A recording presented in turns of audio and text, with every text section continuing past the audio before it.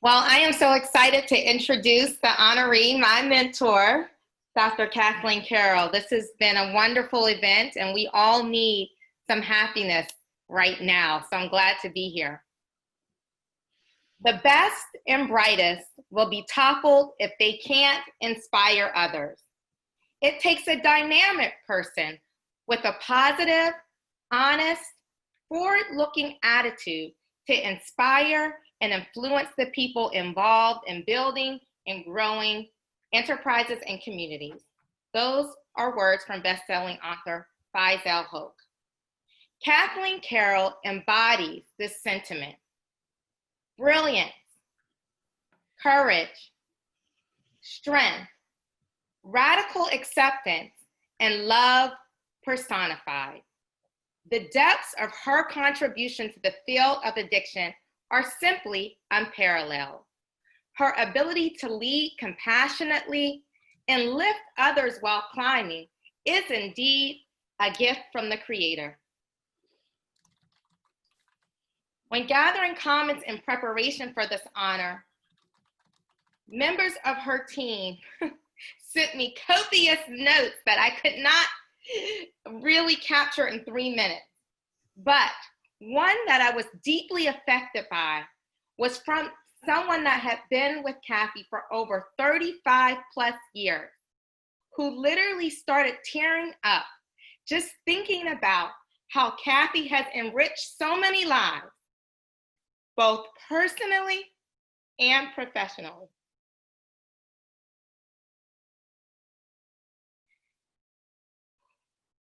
Y'all gotta give me 30 seconds.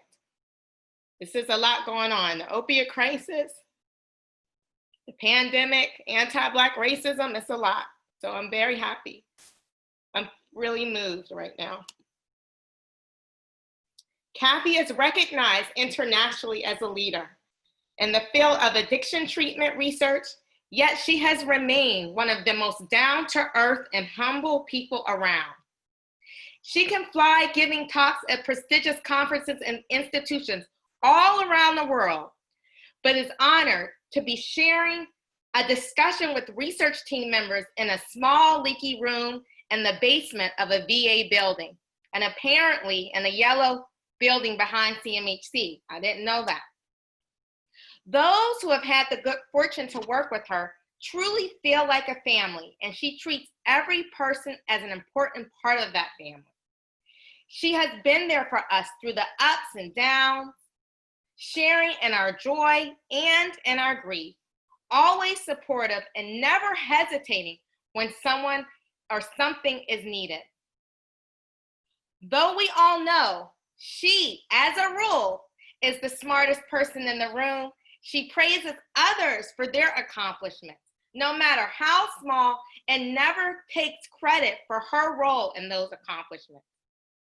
She has the utmost scientific integrity while also keeping in mind the greater good, which is to improve the treatments available for those seeking help with addiction, often those who are the most marginalized.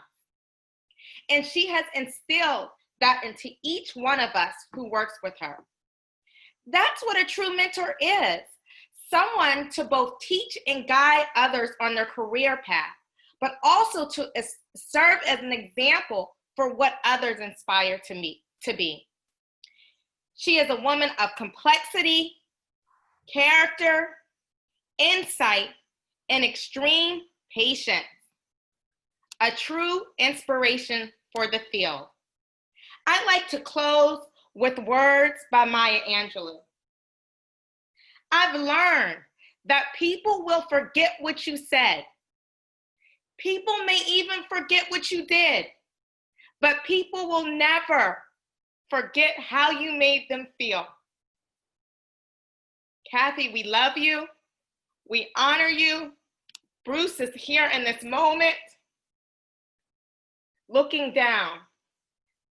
Congratulations on this honor.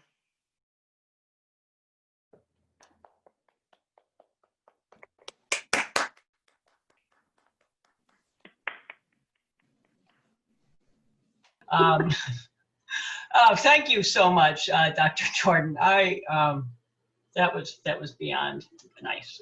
You're just incredible, and I love you. I am so deeply honored to receive this recognition, and I do want to thank the Gala Committee, Lynn and the APT leadership, and all of you here for your wonderful support of the APT Foundation and its work. During this time when there has been so much suffering and uncertainty, it is really wonderful to have an occasion like this, a real opportunity to celebrate something great. APT at 50. And I gotta say, I am very humbled by all the nice things Ayana said about me. But if any of them are actually true, it's because very early on, I figured out how to surround myself with great people and learn everything I could from them.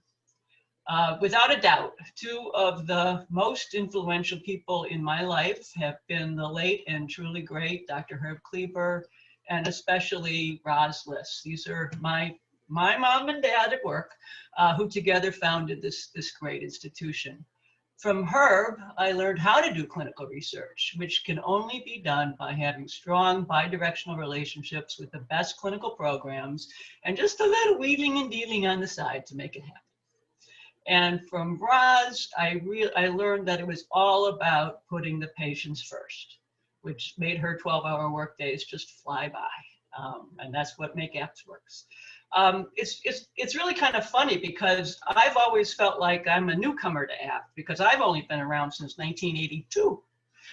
So I missed the first 12 years during which Herb and Roz launched their visionary projects, such as initiating a primary care center, CMU, within a multimodal substance abuse treatment program, APT Vocational Services, APT Alpha House, which was a residential program for adolescents, which included high quality education, and especially landmark research projects that Declan talked about, some of the first studies of naltrexone, clonidine, and the importance of understanding the role of psychiatric disorders in the treatment of addiction. What's so special about APT always is that the research really informs the clinical work and vice versa. And so it's no surprise that many of the great advances in the treatment of substance use disorders have been studied early on or first at APT, including BUP and primary care, integrated HIV care, our little CPT for CBT, and so many others.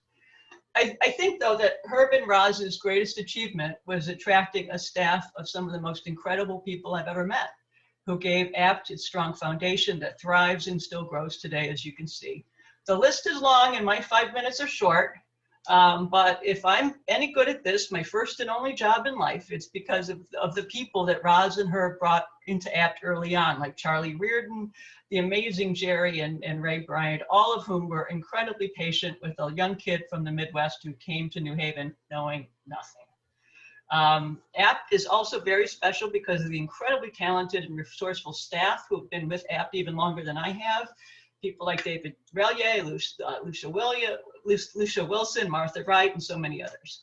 So I still, to this day, miss my talks with the tough but loving nurses, Barbara Clinton and Isola Hogan, as well as my big brothers, Bruce Rounsaville, Tom Costin, and Richard Schottenfeld. CMU in particular has been blessed for many years with the best addiction medicine clinicians, even the best doctors I've ever known, including Patrick O'Connor, Susan Moldy, Sue Henry, Jeanette Chitreau, and of course my partner in crime, Julia Shee. So let us raise a glass of whatever and toast our founders and teachers from the early years, as well as Lynn Madden and the leadership who will ably guide APT into the next 50, to APT, past, present, and future. Thank you very much for this great honor.